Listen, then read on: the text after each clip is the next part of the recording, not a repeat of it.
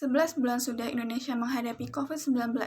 Selama periode tersebut, telah lebih dari 440.000 masyarakat Indonesia terpapar COVID-19 dan lebih dari 14.000 diantaranya meninggal. Kehidupan sosial pun berubah, sehingga seluruh masyarakat mau tidak mau harus bisa beradaptasi. Jika menilik ke belakang, coronavirus disease 19 atau COVID-19 yang menjadi cikal bakal pandemi ini pertama kali muncul di Wuhan, Tiongkok pada Desember 2019. Penyebabnya adalah coronavirus ini jenis baru yang disebut SARS-CoV-2. Virus ini menyerang saluran pernafasan dan menyebabkan penyakit infeksi saluran pernafasan. Dalam tempo yang tergolong singkat, virus ini menyebar ke berbagai daerah lainnya di Tiongkok, kemudian ke negara-negara lain. Setelah hampir 2 bulan menjadi wabah, Organisasi Kesehatan Dunia atau WHO pada 30 Januari 2020 pun menyatakan darurat global terhadap virus corona. Pada saat itu, COVID-19 sudah menyebar luas ke banyak negara. Di Indonesia, kasus pertama COVID-19 terkonfirmasi pada 2 Maret 2020. Hanya dalam tempo 8 hari, yakni pada tanggal 10 April 2020, penyebarannya telah meluas di 34 provinsi di Indonesia. Sebagai upaya pengendalian terhadap penyebaran COVID-19, pemerintah menerapkan kebijakan pembatasan sosial.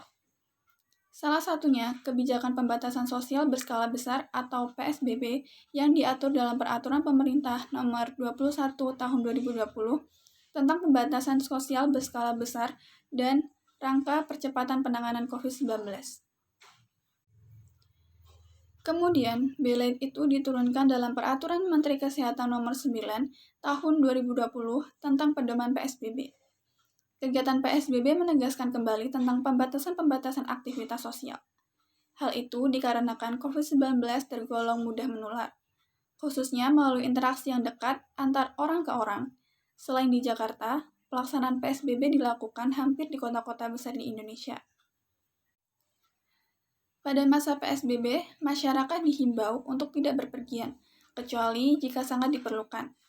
Hal ini terutama berlaku di tempat-tempat umum yang berpotensi menimbulkan keramaian seperti pusat perbelanjaan, transportasi publik, tempat peribadatan, juga fasilitas kesehatan. Hal ini menyebabkan banyak sekali dampak yang dirasakan masyarakat. UNESCO menyebutkan bahwa pandemi COVID-19 mengancam 577.305.660 pelajar dari pendidikan prasekolah dasar hingga menengah atas dan 86.034.287 pelajar dari pendidikan tinggi di seluruh dunia. Seperti kebijakan yang telah diambil dari berbagai negara yang berdampak penyakit COVID-19, Indonesia meliburkan seluruh aktivitas pendidikan. Hal tersebut membuat pemerintah dan lembaga terkait menghadirkan alternatif proses pendidikan bagi peserta didik dengan belajar mengajar jarak jauh atau belajar secara online. Di level pendidikan dasar, menengah, dan atas, secara teknis, proses pembelajaran jarak jauh juga banyak mengalami kendala. Peserta didik dari keluarga yang tidak memiliki akses internet atau bahkan tidak memiliki handphone akan ketinggalan pembelajaran ketika tugas belajar disampaikan melalui aplikasi WhatsApp atau aplikasi yang lainnya.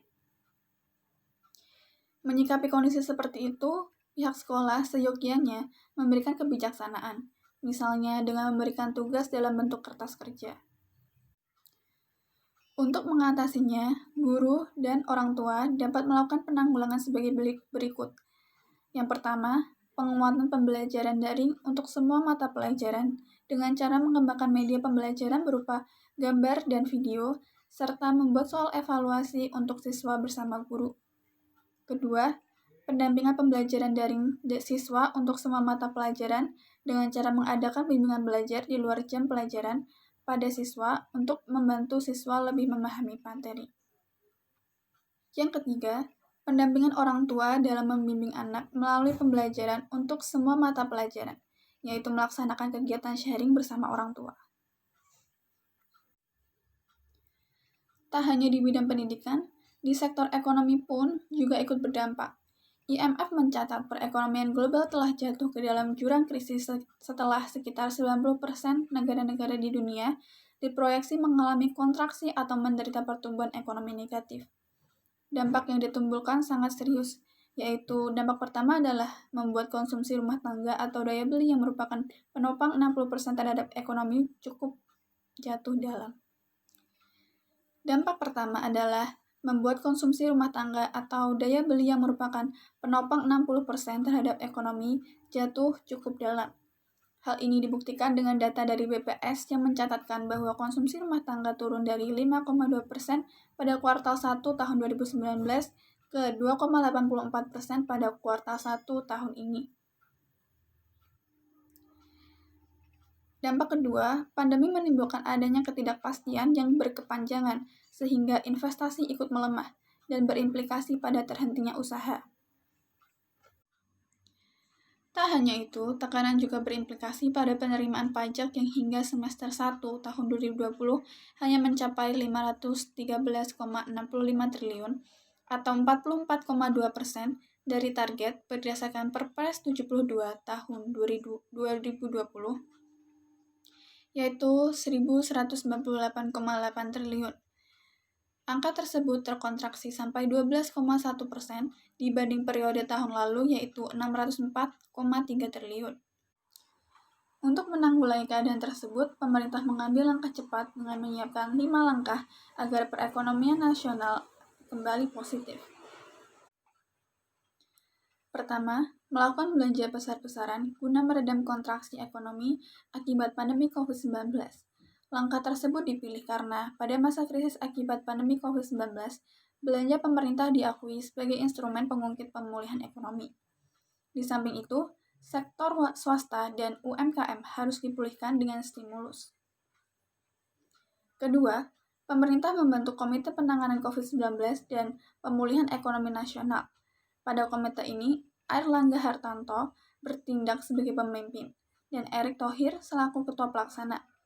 Komite tersebut akan memastikan penanganan kesehatan dan ekonomi berjalan secara sinergi dan menjaga pertumbuhan ekonomi pada kuartal 3 tahun 2020.